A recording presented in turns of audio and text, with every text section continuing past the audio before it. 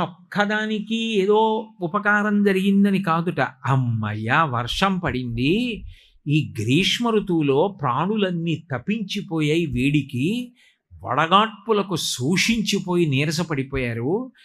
నల్లటి మబ్బు వేసి ఒక్క మెరుపు మెరిసేటప్పటికే కదంబం చెట్టు మొగ్గేస్తుంది. అప్పటి వరకు కనపడదు, ఒక్క మొగ్గ కనపడదు. ఎన్ని మొగ్గలు వేస్తుంది అంటే చెట్టు చెట్టు అంతా మొగ్గలే.